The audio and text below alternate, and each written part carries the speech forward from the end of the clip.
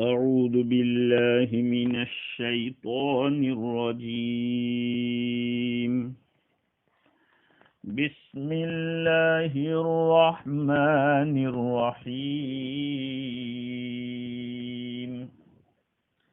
يا بني آدم خذوا زينتكم عند كل مسجد وكلوا واشربوا ولا تسرفوا إنه لا يحب المسرفين. قل من حرم زينة الله التي أخرج لعباده والطيبات من الرزق قل هي للذين آمنوا في الحياة الدنيا خالصة يوم القيامة كذلك نفصل الآيات لقوم يعلمون. صدق اللہ العظیم. معزز سامعین، بزرگوں، پیارے بھائیوں، سننے والی خواتین، مائیں اور بہنیں، آپ جانتے ہیں کہ پہلے ہماری گفتگو چل رہی تھی کہ اللہ تعالیٰ نے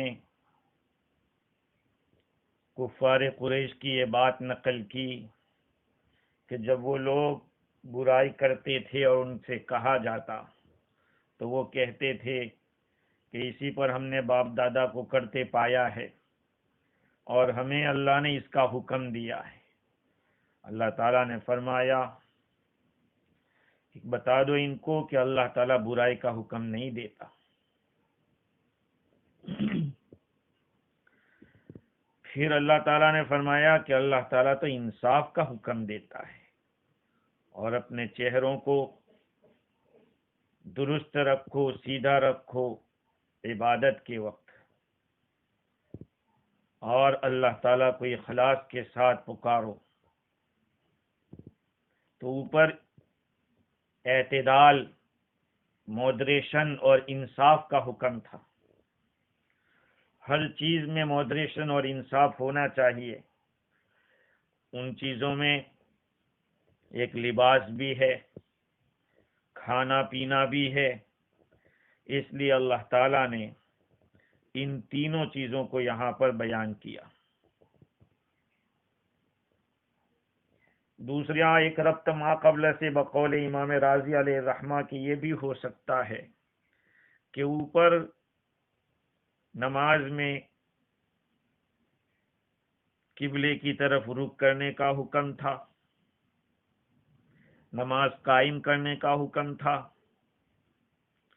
اور یہ بات بھی تھی کہ سطر کا چھپانا نماز کے صحیح ہونے کے لیے شرط ہے. جیسے کفار مکہ برہنہ طواف کرتے تھے، قرآن نے کہا کہ صحیح رہو عبادت کے اندر، ستر عورت، ستر کو چھپانا شرط ہے. تو اب ستر کی بات آئی تھی تو لباس کا تذکرہ ہو رہا ہے. چنانچہ حق جل وعلا فرماتے ہیں یا بنی آدم خذوا زینتکم عند کل مسجد وکلوا واشربوا ولا تسرفوا انہ لا يحب المسرفین.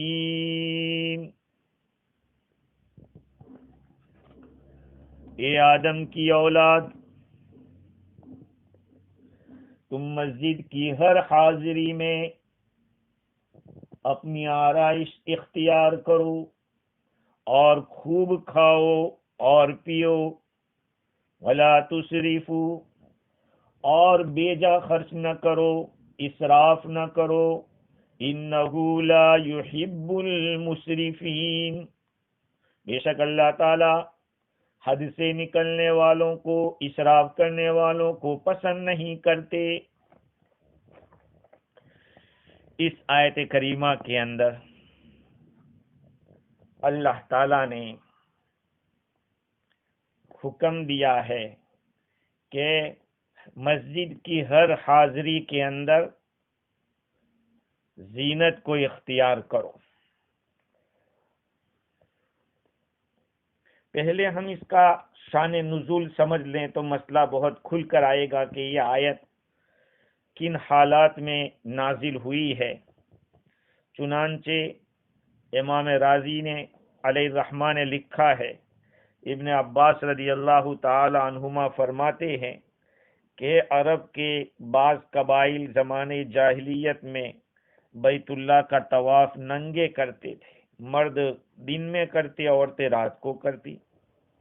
جب وہ مسجد مینا میں پہنچتے اپنے کپڑوں کو ڈال دیتے اور مسجد میں ننگے آتے تھے اور کہتے تھے کہ ہم اپنے ان کپڑوں میں طواف نہیں کریں گے جس میں ہم نے اللہ کی نافرمانی کی ہے، گناہ کیے۔ اور کچھ یوں بھی کہتے تھے کہ ہم تو نیک فالی لیتے ہیں کہ جیسے ہم کپڑوں سے یہاں نکل گئے ایسے ہم گناہوں سے بھی نکل جائیں۔ اور عورت ایک پردہ رکھتی تھی جس کو وہ اپنی کوہ کے اوپر لٹکا دیتی تھی تاکہ اس کے ذریعے قریش سے ستر کرے، چھپاوے، کیونکہ قریش یہ نہیں کرتے تھے، وہ اپنے کپڑوں میں طواف کرتے تھے۔ دوسرا کام یہ کرتے تھے کہ کھانا کم کر دیتے تھے، بقدر سد رمق کھانا کھاتے تھے، جان بچ جائے اتنا، اور چکنی چیز مرغن غذائیں نہیں کھاتے تھے۔ مسلمانوں نے حضور اکرم صلی اللہ علیہ وسلم سے عرض کیا کہ یا رسول اللہ فنحن احق ان نفعل ذلك، یا اللہ کے رسول صلی اللہ علیہ وسلم ہم زیادہ لائق ہیں اس کے کہ ہم ایسا کریں۔ اللہ تعالیٰ نے یہ آیت کریمہ نازل فرمائی جس کا مطلب یہ ہے کہ اپنے کپڑے بھی پہنو، گوشت بھی کھاؤ، چکناہٹ چربی بھی کھاؤ اور پیو بھی، لیکن اسراف مت کرو۔ تو قرآن نے تو خذوا زینتکم عند کل مسجد، مسجد کی ہر حاضری کے اندر زینت کو اختیار کرو۔ زینت سے کیا مراد ہے؟ امام رازی نے تو ایک ہی قول لکھا اور اس پر اتنا زور دیا کہ اسے دلائل خوب کس کے بیان کر دیے کہ یہاں صرف کپڑے پہننا مراد ہے، ستر چھپانے کا مسئلہ ہے، جیسے اوپر ستر کا مسئلہ تھا یہاں پر بھی ستر ہی چھپانے کا مسئلہ ہے۔ اور زینت کو کپڑوں کے معنی میں استعمال کیا ہے، ولا یبدین زینتہن، اور عورتیں اپنے کپڑوں کو ظاہر نہ کریں۔ امام رازی نے لکھا کہ زینت عورت کی اسی وقت ہو سکتی ہے یا مرد کی جبکہ پورے کپڑے ستر کے چھپا کر پہنے، اور کپڑے اچھے ہو تبھی تزیین ہو سکتی ہے۔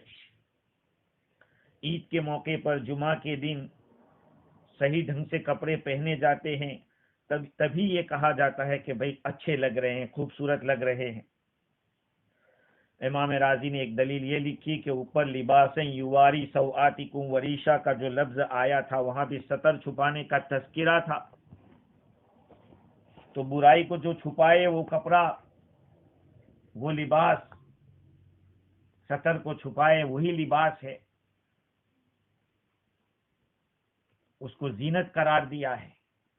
اس لیے امام رازی کا کہنا یہ ہے کہ یہاں زینت سے مراد لباس ہیں، اور ان کا کہنا یہ بھی ہے کہ مفسرین کا اتفاق ہے کہ اس مقام کے اوپر زینت سے مراد وہ کپڑا پہننا جس سے ستر چھپ جائے۔ اور دوسری بات یہ ہے کہ اللہ تعالیٰ نے یہاں حکم دیا ہے، اور حکم اللہ کا وجوب کے لیے کمپلسری ہونے کو بتلاتا ہے، تو کمپلسری تو سنورنا نہیں ہے، سطر چھپانا یہ کمپلسری ہے، اور سطر کے سوا اور خوبصورتی اور یہ سب چیزیں وہ واجب نہیں ہے، بہت بہت تو مسنون ہے، مستحب ہے۔ یہ بات امام رازی نے بیان کی ہے، لیکن علامہ آلوسی بغدادی علیہ الرحمہ نے لکھا ہے کہ خذوا زینتکم سے مراد جہاں سطر کو چھپانے کا ہے وہیں پر خوبصورت کپڑے پہننا بھی ہے، عمدہ لباس پہننا بھی ہے، اور اس کے لیے امام رازی نے، علامہ آلوسی بغدادی رحمت اللہ علیہ نے دلائل پیش کیے۔ جیسے میں نے عرض کیا کہ امام رازی نے تو سطر کا کپڑا کہا ہے، علامہ آلوسی نے پہلا قول سطر والا بیان کیا، اور دوسرا قول لباس تجمل۔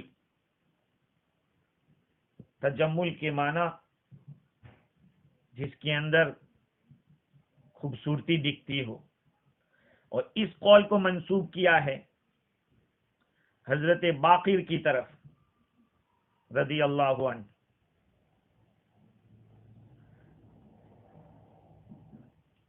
روایت نقل کی گئی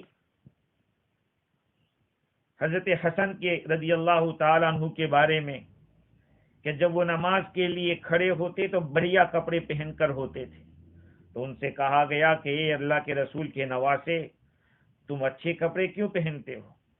تو وہ جواب دیتے ان اللہ جمیل یحب الجمال فاتجمل لربی، میرا رب ان اللہ تعالی خوبصورت ہے، جمیل ہے، جمال کو پسند فرماتے ہیں، پس میں اپنے رب کے لیے سنورتا ہوں، میں جمال اختیار کرتا ہوں۔ اور خود قرآن کہتا ہے خذوا زینتکم عند کل مسجد، مسجد کے ہر حاضری کے وقت تم اپنا زینت اختیار کرو، لہذا میں پسند کرتا ہوں کہ میں بڑھیا سے بڑھیا اچھے کپڑے پہنوں۔ اب جب اچھے کپڑے پہننے کی بات آ گئی تو یہ وجوب کے اوپر نہیں ہوگا، اس لیے کہ تزیین مسنون ہے، واجب نہیں ہے۔ تو اس حکم میں دو باتیں ہو گئی، ایک اگر سطر کا چھپانے کا معنی مراد لیتے ہیں زینت سے تو پھر حکم وجوب کا کمپلسری کا ہو جائے گا، اور اگر تجمل اور خوبصورتی کے لیے خوبصورتی کو اختیار کرنے کا حکم مانا جائے تو پھر یہ سنت کے اوپر دلالت کرے گا۔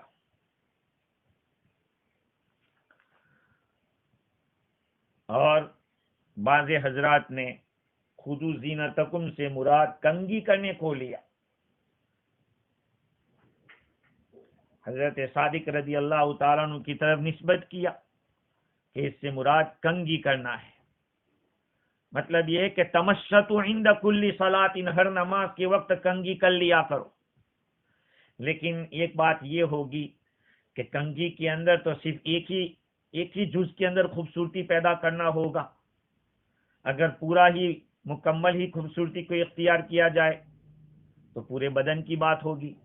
اور جزوی خوبصورتی کے لیے ایک اور حدیث بھی علامہ آلوسی نے نقل کی، جس کو ابن عدی اور ابن مردوی نے حضرت ابو ہریرہ رضی اللہ تعالیٰ عنہ سے نقل کیا۔ آقا صلی اللہ علیہ وسلم نے فرمایا خذوا زینت الصلاۃ، نماز کی زینت کو اختیار کرو۔ قالوا وما زینت الصلاۃ، صحابہ نے عرض کیا کہ نماز کی زینت کیا ہے؟ آپ نے فرمایا البسوا نعالکم فصلوا فیہا، تم اپنے جوتے پہنو اور اس میں نماز پڑھو۔ جوتے پہن کر نماز پڑھنے کا مسئلہ آئے گا۔ اب ظاہری بات ہے کہ ہماری مسجدوں میں اگر کوئی جوتے پہن کے جاوے تو وہی جوتے اس کے سر پہ لگیں گے، تو اگر کوئی آدمی نئے جوتے پہن کر نماز پڑھتا ہے گھر کے اندر مصلی پہ کوئی بات نہیں ہے، لیکن یہ حکم ہر جگہ نہیں چلے گا کہ مسجد میں بھی جوتے اپنے پہن کے چلے جاوے۔ یہاں ایک اور مسئلہ بھی آ سکتا ہے، بہت سارے لوگوں کو دیکھا جہاں کھلے عام جنازے کی نماز ہوتی ہے تو میدان کے اندر تو بعض لوگ جوتے کو نکال کر سائڈ پر رکھ کے پڑھتے ہیں، تو کیا جوتے میں نماز نہیں پڑھ سکتے؟ ہاں، جوتے کے اندر اگر نجاست نہ ہو تو بالکل پڑھنا چاہیے، کوئی منع نہیں ہے۔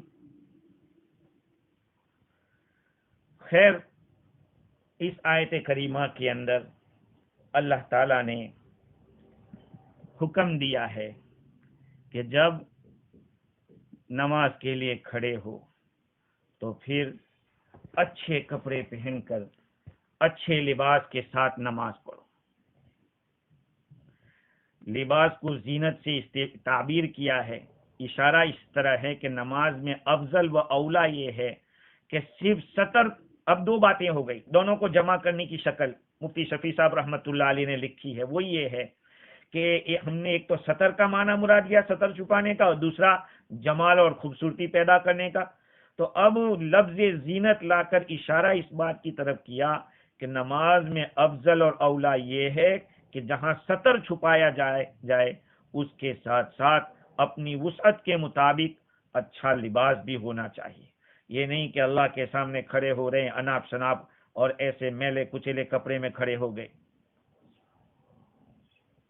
حضرت حسن رضی اللہ عنہ کی عادت تھی، جیسے کہ میں نے علامہ آلوسی کے حوالے سے روایت نقل کی، نماز کے اندر جو لباس ہے اس میں کچھ چیزیں جاننی ضروری ہے۔ مفتی شفیع صاحب رحمۃ اللہ علیہ نے مسائل کی طرف اشارہ فرمایا کہ قرآن کریم نے اجمالاً ستر پوشی کا حکم دے کر رسول اکرم صلی اللہ علیہ وسلم کے حوالے اس کی تفصیلات کو کر دیا۔ آپ صلی اللہ علیہ وسلم نے لباس کی تفصیلات کو ارشاد فرمایا کہ مرد کا ستر ناف سے لے کر گھٹنوں تک، اور عورت کا ستر پورا بدن، صرف چہرہ اور دونوں ہتھیلیاں اور قدم، یہ تین چیزیں نہیں ہے۔ مرد کے لیے ناف سے نیچے کا بدن یا گھٹنے کھلے ہو تو ایسا لباس خود بھی گناہ ہے، نماز میں نہیں ہے پھر بھی گناہ ہے۔ ہمارے بہت سارے نوجوان سوکا کھیلتے ہیں، کھیلنا گناہ نہیں ہے، اگر ورزش کی نیت سے کھیل رہا ہے تو اچھی چیز ہے، لیکن شورٹ پہنتے اور اتنا شورٹ ہوتا ہے کہ ران آدھی دکھتی ہے اور گھٹنا بھی دکھتا ہے، اگر ایسے نماز پڑھے گا تو نماز ہی نہیں ہوگی۔ بعض دفعہ ایسا ہوتا ہے کہ بالکل گھٹنا چھپا ہے، لیکن جب رکوع میں جائیں گے یا سجدے میں جائیں گے تو گھٹنا کھل جائے گا۔ عورت کا چہرہ اور ہتھیلیاں اور قدم جو سطر سے باہر نکال لیا ہے، اس کا یہ معنی ہے کہ نماز میں یہ اعضاء کھلے ہو تو نماز میں کوئی گڑبڑ نہیں ہے، نماز ہو جائے گی، لیکن اس کا یہ مطلب نہیں کہ سطر نہیں ہے تو ہر جگہ کھول کے رکھو، غیر محرم کے سامنے بھی چہرہ کھول کے کھڑے ہو جائیں، نہیں۔ نماز میں صرف سطر پوشی ہی مطلوب نہیں بلکہ لباس زینت اختیار کرنے کا بھی ارشاد ہے۔ اس لیے مرد کا ننگے سر نماز پڑھنا یا اس طرح سے کہ کندھا کھلا ہوا ہو، کوہنیاں کھول کر نماز پڑھنا مکروہ ہے، خواہ قمیص نیم آستین ہو یا آستین چڑھائی گئی ہو۔ یہ مفتی شفیع صاحب رحمۃ اللہ علیہ فرماتے ہیں۔ باقی بعض فقہا نے یہ لکھا ہے کہ اگر آستین ہی آدھی ہے تو پھر کوئی حرج نہیں ہے، کراہت نہیں ہوگی۔ مطلب یہ ہے کہ جو لباس پہن کر بڑے لوگوں کی خدمت میں جانے کو یا ان کے سامنے جانے کو آدمی برا سمجھتا ہو، ایسے لباس کو پہننا مکروہ ہے۔ جیسے ایک آدمی صرف بنیان یا تھوڑا سا اوپر کا ناف کے اوپر کا حصہ تھوڑا سا چھپایا ہوا ہے اور اس کے ساتھ نماز پڑھ رہا، کہا بھائی میں نے سطر تو چھپا لیا ہے، تو کیا ایسے کپڑے کے ساتھ کسی اور کے سامنے جا سکتے؟ نہیں جا سکتے، اس کو ہم برا سمجھتے ہیں۔ جب برا سمجھتے تو یہ تو رب العالمین ہے، خالق کائنات ہے، اس کے سامنے ہم کیسے کھڑے رہیں گے ایسا لباس پہن کے؟ کسی کے پاس ہو ہی نہ، اتنا ہی ہو کہ ناف سے لے کر گھٹنے تک چھپا رہے، اتنا ہی کپڑا ہے، وہ دوسری بات ہے، لیکن عام حالات کے اندر آدمی کو پراپر کپڑے پہن کر نماز پڑھنا چاہیے۔ آگے دو حکم اور ہے، وَكُلُوا وَاشْرَبُوا، کھاؤ اور پیو، وَلَا تُسْرِفُوا، اور اسراف مت کرو۔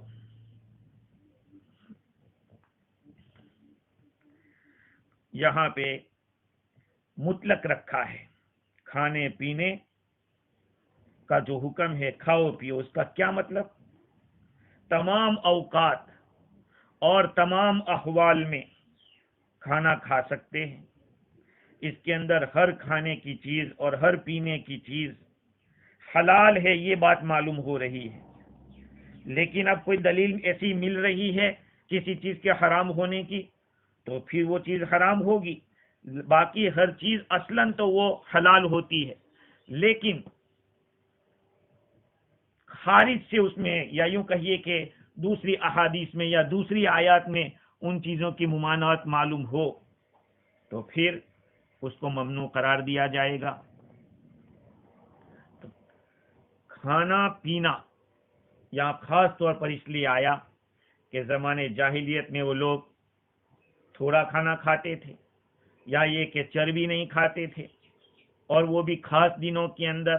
اللہ تعالیٰ نے یہاں مطلق رکھا، کبھی بھی کسی بھی حال میں کوئی بھی چیز جو حلال ہے اس کو کھا سکتے ہیں۔ صحابہ کرام نے جو درخواست کی تھی کہ ہم لوگوں کو اجازت دے دو کہ ہم بھی ایسا کریں، آپ صلی اللہ علیہ وسلم نے منع کیا، اللہ تعالیٰ نے یہ آیت نازل فرمائی۔ کھانا پینا یہ بھی شرعی حیثیت سے انسان پر فرض ہے، انسان کے اوپر لازم ہے۔ اگر کوئی آدمی قدرت کے ہوتے ہوئے، سب کچھ ہوتے ہوئے کھانا پینا چھوڑ دے، یہاں تک کہ مر جاوے یا اتنا کمزور ہو جاوے کہ فرائض کو چھوڑ رہا ہے، واجبات کو چھوڑ رہا ہے، تو یہ اللہ کے نزدیک مجرم ہے اور گنہگار ہے، گنہگار ہے۔ کلو واشربو، کھاؤ اور پیو، اس کے اندر اللہ تعالیٰ نے اطلاق رکھا ہے۔ ہاں، احادیث شریفہ میں جن چیزوں کو منع کیا گیا ہے کہ یہ نہیں کھا سکتے تو ٹھیک ہے، البتہ جہاں ممانعت آئے گی اس کا تو لحاظ رکھنا پڑے گا۔ اللہ تعالیٰ چاہتے ہیں کہ اچھے کھانے، اچھے کپڑے پہنے بندہ، اچھا کھانا کھاوے۔ چنانچہ حضرت عمر رضی اللہ تعالیٰ عنہ فرماتے ہیں اذا وسع اللہ علیکم فاوسعوا علی انفسکم، جب اللہ تعالیٰ نے تمہارے پر وسعت کی ہے تو اپنے آپ پر وسعت کرو۔ اللہ تعالیٰ چاہتے ہیں کہ اپنے بندے کے اوپر اپنی نعمت کو دیکھے، لیکن آگے فرما دیا ولا تسرفوا، اسراف مت کرو۔ کھانے کے باب میں تفسیر قرطبی کے اندر لکھا ہے کہ اللہ تعالیٰ نے اس آیت کریمہ کے اندر کھانے اور پینے کو حلال کیا ہے جب تک کہ اس میں اسراف نہ ہو اور تکبر نہ ہو۔ آدمی کو جس چیز کے کھانے کی ضرورت ہے، پیٹ کو بھرنا، بھوک کو مٹانا، پیاس کو ختم کرنا، یہ عقلاً اور شرعاً مندوب ہے، اس لیے کہ اس کے اندر نفس کی حفاظت ہے، اپنے حواس کی حفاظت ہے۔ حواس اگر آدمی کھانا چھوڑ دے تو پھر ہو سکتا ہے چکھنے کی طاقت کے اوپر بھی اثر پڑے گا، اچھی چیزیں خوشبو سونگھنے کو چھوڑ دے تو ناک کا حاسے شم کے اوپر فرق پڑے گا۔ تو حواس آدمی اگر اچھا ان چیزوں کو استعمال کرے گا تو اس کے اعضاء بھی درست رہیں گے۔ شریعت نے آخر صوم وصال کو منع کیوں کیا؟ آدمی روزانہ روزہ ہی رکھتا رہے اور روزہ ہی روزہ رکھتا رہے، افطار ہی نہ کرے، اس کو بھی منع کیا، اس لیے کہ آدمی کا جسم کمزور ہو جاتا ہے، نفس مردہ ہو جاتا ہے، عبادت سے آدمی کمزور، عبادت سے دور ہو جاتا ہے۔ شریعت اس کو منع کرتی ہے، عقل بھی اس کو روکتی ہے، اس لیے کہ جو آدمی عبادت کے کرنے سے محروم ہو گیا، عاجز ہونے کی وجہ سے، کمزوری کی وجہ سے، یہ کوئی ثواب کا کام نہیں ہے۔ ہاں، یہ نہیں ہے کہ آپ کھانا چھوڑ دیں گے بالکل تو ثواب ملے گا زیادہ، نہیں۔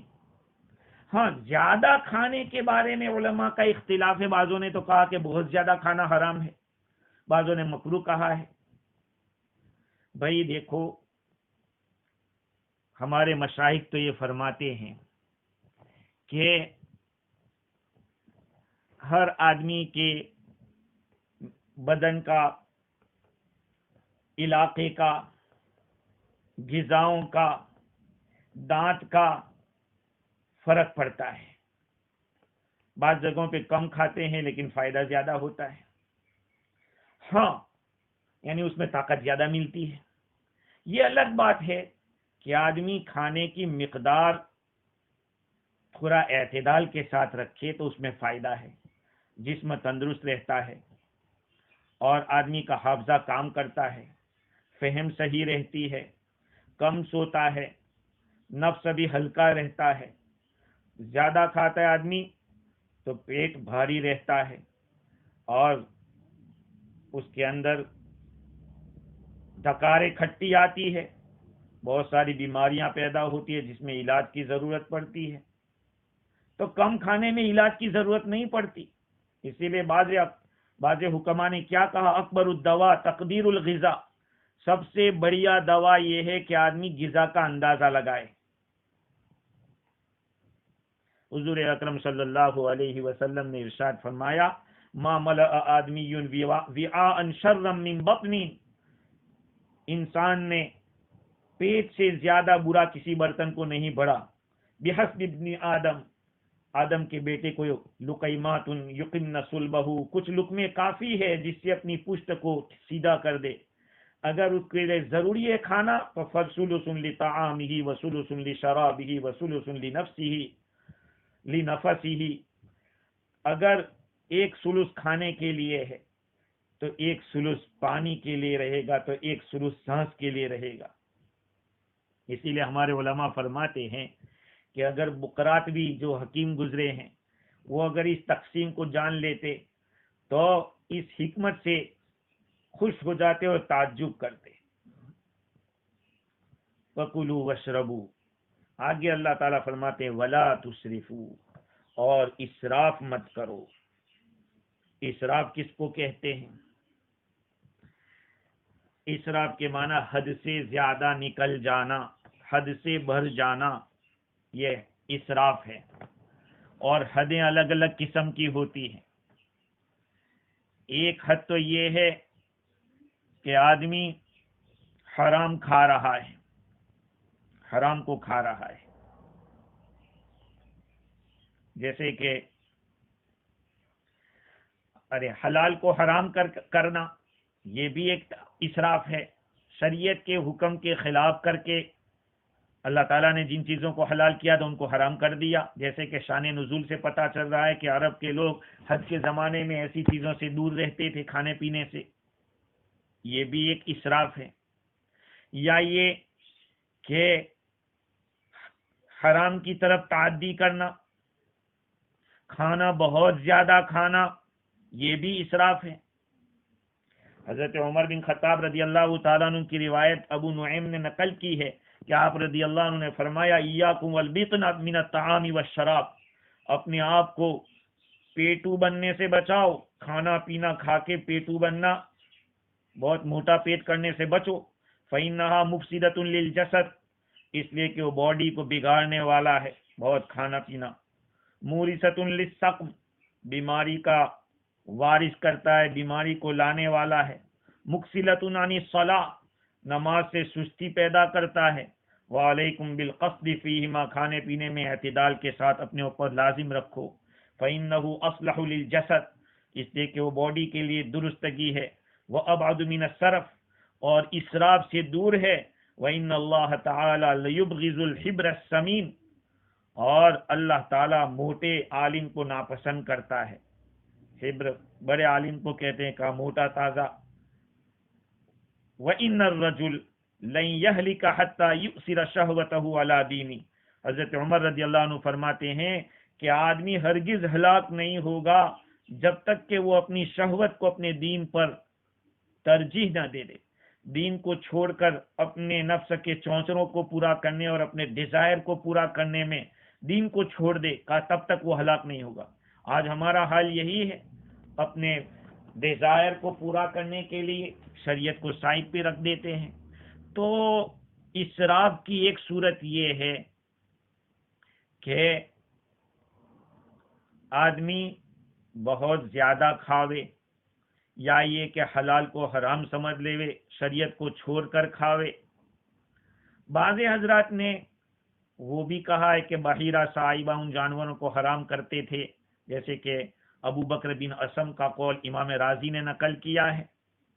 لوگوں نے جانوروں کو اپنی ملکیت سے نکال لیا، اس سے فائدہ اٹھانا چھوڑ دیا، تو گویا کہ اپنے آپ پر جو چیزیں اللہ نے حلال کی تھی وہ حرام کر دی تھی۔ یہ بھی اسراف ہے۔ اور ایک اسراف یہ بھی ہے کہ آدمی ہر وقت کھانے کی فکر میں رہے، جب بھی تقاضا ہوا کھانے بیٹھ گئے۔ دن میں کئی مرتبہ آدمی کھانا کھا لے، اور جو چاہے دل کرا کہ آج تو مجھے یہ کھانا ہے، کہا یہ بناؤ، یہ کھانا ہے وہ بناؤ۔ حضور اکرم صلی اللہ علیہ وسلم کا ارشاد حضرت انس رضی اللہ عنہ نے نقل کیا، ان من الاسراف ان تاکل کل ما اشتہیت، اسراف یہ بھی ہے کہ تم جو چاہو وہ کھاتے رہو۔ اور ایک روایت حضرت عائشہ رضی اللہ تعالی عنہا کی یہ بھی ہے کہ حضور صلی اللہ علیہ وسلم نے مجھے دن میں 2 مرتبہ کھاتے دیکھ لیا، فرمایا یا عائشہ اما تحبین ان یکون لک شغل الا فی جوفک الاکل فی اليوم مرتین من الاسراف، کہ تم یہ پسند کرتی ہو کہ تمہارا یہی مشغلہ ہو پیٹ کا، دن میں 2 مرتبہ کھانا اسراف ہے۔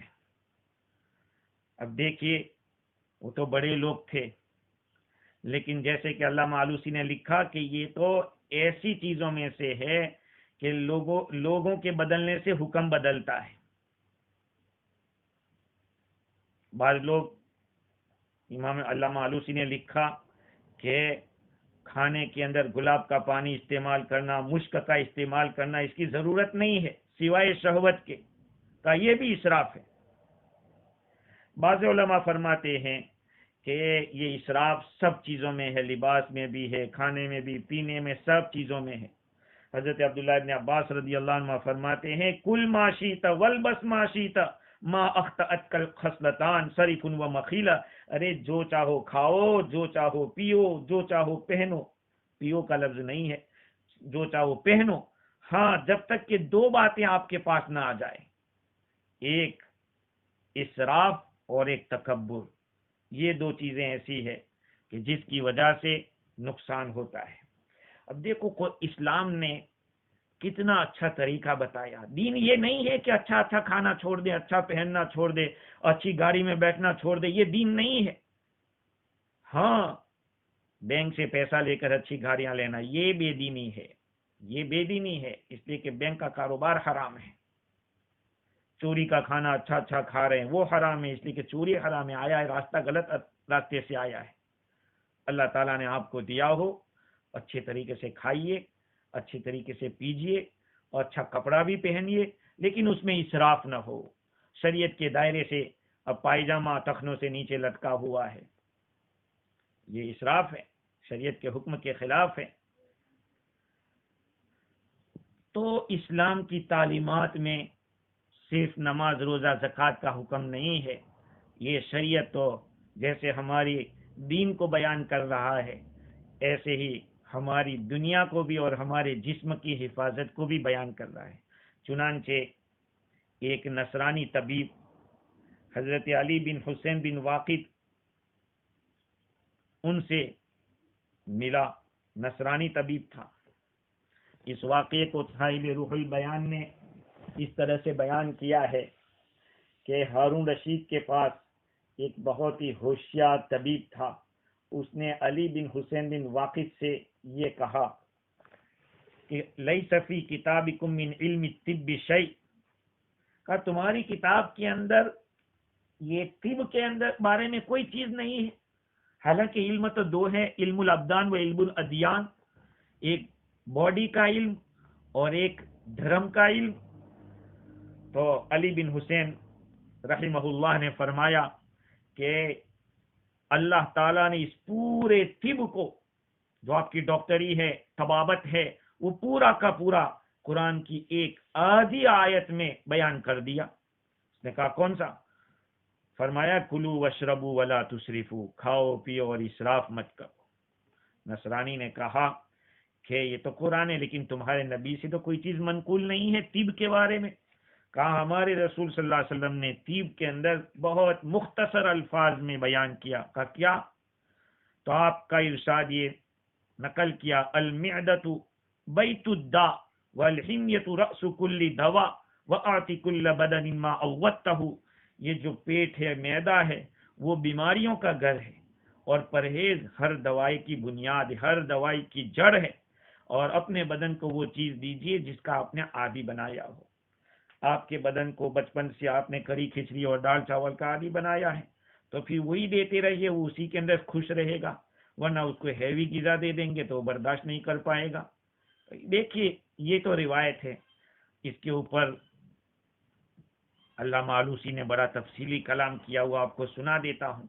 وہ یہ ہے کہ اس نے یہ کہا نصرانی نے، ما ترک کتابکم ولا نبیکم لجالینوس طبا، تمہاری کتاب قرآن نے، تمہارے نبی نے جالینوس کے لیے ڈاکٹری کا کوئی حصہ چھوڑا نہیں ہے، سب بیان کر دیا. علامہ آلوسی آگے فرماتے ہیں کہ دیکھو یہ روایت ہے، اس کو حدیث کہا گیا ہے.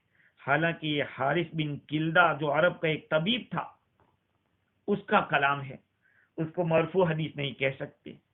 تو بعض لوگ پھر وہ احیاء العلوم کی ایک روایت نقل کرتے ہیں کہ البطنۃ اصل الداء والحمیۃ اصل الدواء وعود عوض کل جسد معتاد. پیٹ بیماری کی جڑ، پرہیز کرنا دوائی کی جڑ ہے. ہر بدن کو جس کا وہ عادی ہے وہی دو اس کو. تو اس کو عراقی نے اس حدیث کے بارے میں کلام کیا کہ میں نے اس حدیث کو نہیں پایا. تو پھر دوسری حدیث پیش کی، شعب الایمان بیہقی کی جو شعب الایمان کی ہے، اور لقط المنافع جو ابن جوزی کی ہے. اس کتاب کے حوالے سے ایک روایت نقل کی جاتی ہے. ابن جوزی نے ابو ہریرہ رضی اللہ عنہ کی مرفوع روایت کی کہ المعدۃ حوض البدن والعروق الیہا واردۃ فاذا صحت المعدہ صارت العروق بالصحہ واذا فسدت المعدہ صارت العروق بالسقم. معدہ ہے پیٹ، وہ بدن کا حوض ہے، حوض. اور جو رگیں ہیں بدن کے اندر، وہ وہاں جب آتی ہے، وہ جتنی بھی بدن کے اندر رگیں ہیں وہ اس معدے کے ساتھ لگی ہوئی ہے. جب معدہ صحیح، رگیں صحیح، اور معدہ خراب تو پھر رگیں بھی خراب اور بیماریاں آئے گی. لیکن اس کے اوپر اعتراض کرتے ہوئے دار قطنی نے اعتراض کیا کہ بھئی اس کو ہم حضور کے کلام میں ہم نے نہیں دیکھا کبھی، یہ تو عبد الملک بن سعید بن ابحر کا کلام ہے. تو پھر علامہ آلوسی نے در منصور کی ایک روایت نقل کی، محمد خلال کی. حضرت عائشہ رضی اللہ تعالیٰ عنہ روایت کرتی ہے کہ آقا صلی اللہ علیہ وسلم تشریف لائے اس حال میں کہ حضرت عائشہ رضی اللہ تعالی عنہا کہ کو کوئی درد تھا، تکلیف تھی. آپ نے فرمایا العزم دوا والمعدۃ بیت الادوا وعوض البدن معتاد. یہ روایت نقل کی. العزم یعنی پرہیز کرنا، یہ دوا ہے، اور پیٹ ہے وہ بیماریوں کا گھر ہے، اور بدن کو جس کا وہ عادی بنا ہو وہ دو. یہ روایت ہے جس کے بارے میں علامہ آلوسی نے لکھا کہ اس پر کسی نے کلام نہیں کیا ہے. تو دیکھیے پرہیز کو تو آج یہی سمجھا جاتا ہے، پرہیز انگریزی دوائی والا کہتے ہیں کوئی پرہیز نہیں کرنا، یہ گولی کھاؤ. اور شریعت کہہ رہی ہے کہ پرہیز کرو. جسمانی لحاظ سے بھی پرہیز کرنا ہے، روحانی لحاظ سے بھی پرہیز کرنا ہے. آدمی کتنی ہی نمازیں پڑھتا کیوں رہے اور گناہوں سے نہ بچے. ایک آدمی گولیاں کتنی کھا رہا ہے لیکن پرہیز نہیں کر رہا ہے، تو پھر گولی کا اثر کیسے ہوگا؟ یہ جسمانیات کی بات ہے. روحانیات میں بھی ایسا ہے. تو قرآن مجید کی اس آیت نے کہ کلوا واشربوا ولا تسرفوا انہ لا یحب المسرفین، اللہ تعالیٰ اسراف کرنے والوں کو پسند نہیں کرتے۔ پسند نہیں کرتے اس کا کیا مطلب؟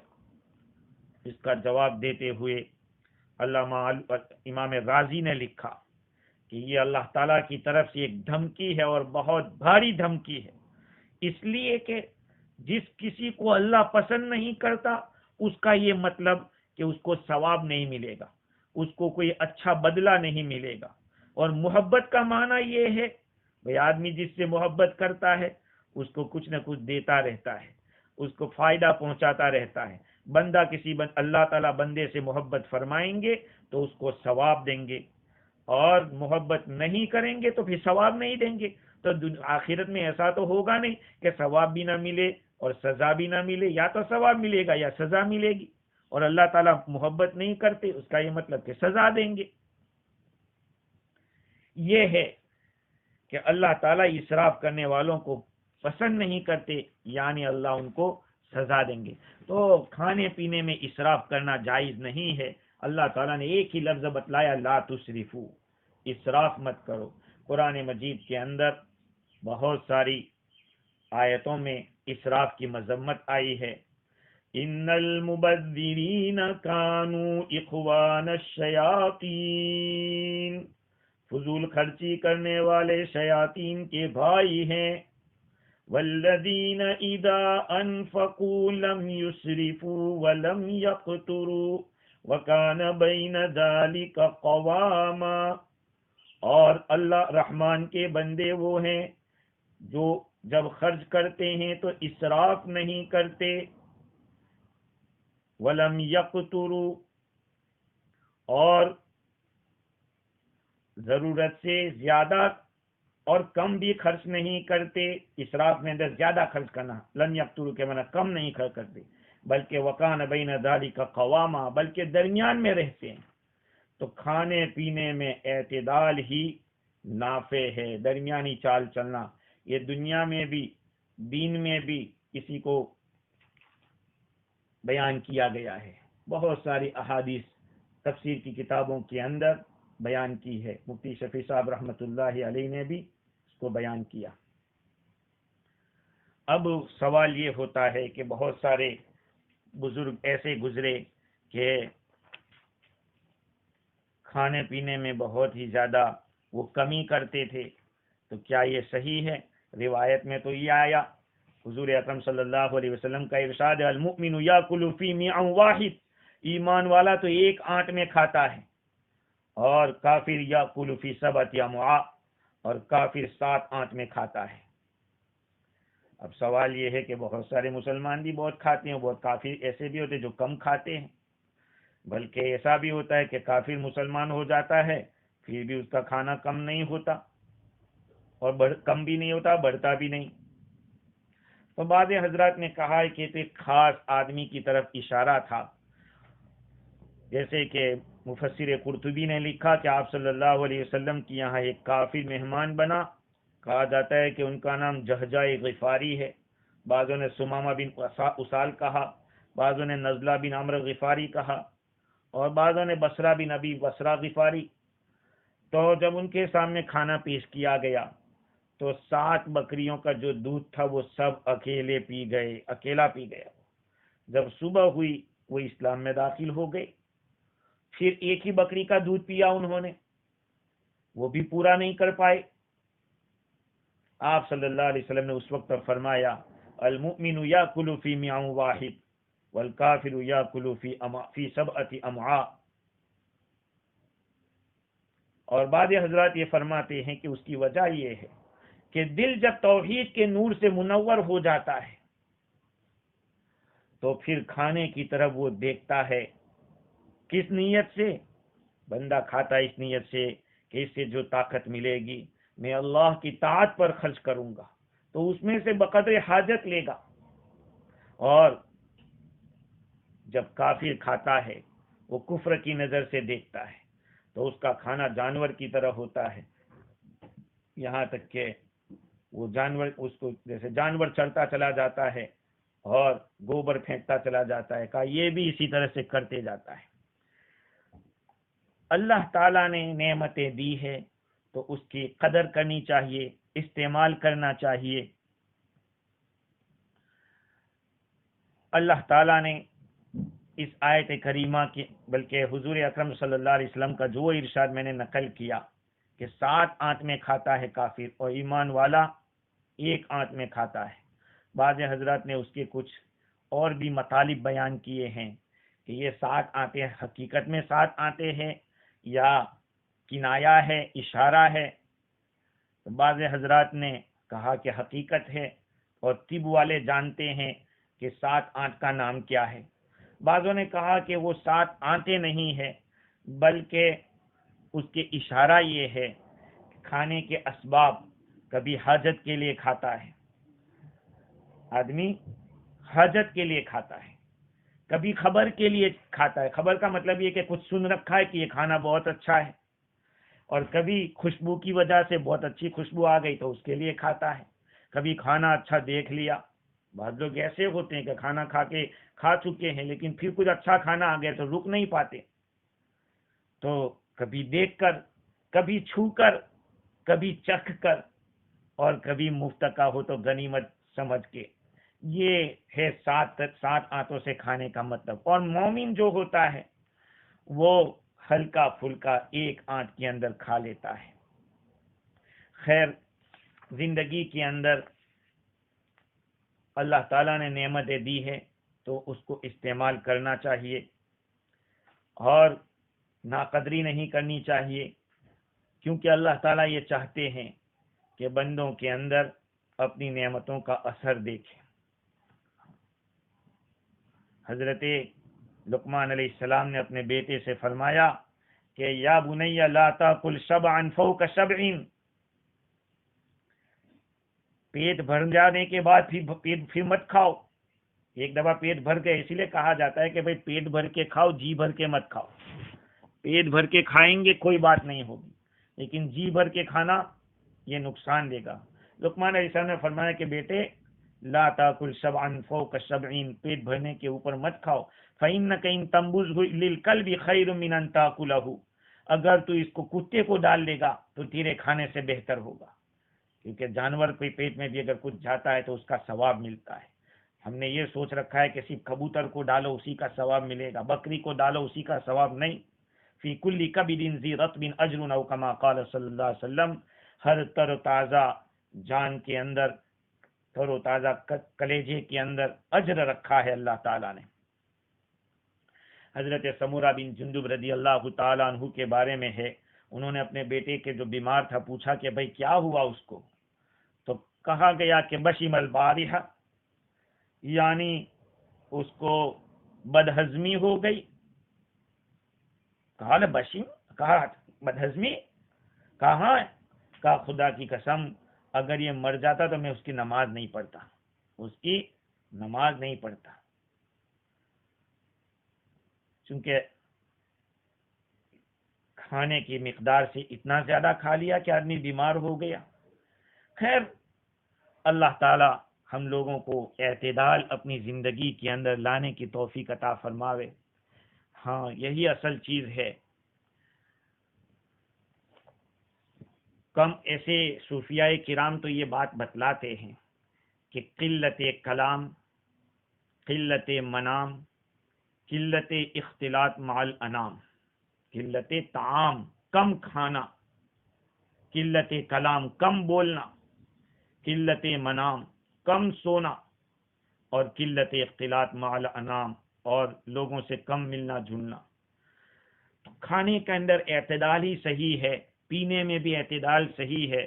تقریباً امام غزالی علیہ الرحمہ کی کتاب کے اندر میں نے پڑھا تھا، من اکل کثیرن شرب کثیرن ومن شرب کثیرن نام کثیرن ومن نام کثیرن فقد اضاع خیرن کثیرن، جو زیادہ کھائے گا وہ زیادہ پیے گا، اور جو زیادہ پیے گا وہ زیادہ سوئے گا، اور جو زیادہ سوئے گا وہ زیادہ برباد کرے گا۔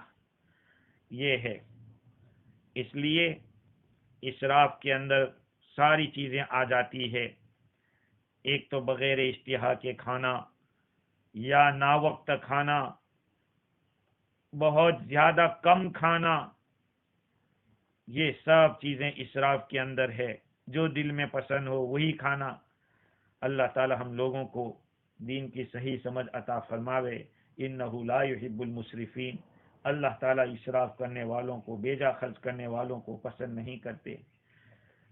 مزید گفتگو انشاءاللہ دوسری مجلس میں کریں گے۔ اللہ تعالی دین کی بصیرت ہم سب کو عطا فرماوے۔ وآخر دعوانا ان الحمد للہ رب العالمین۔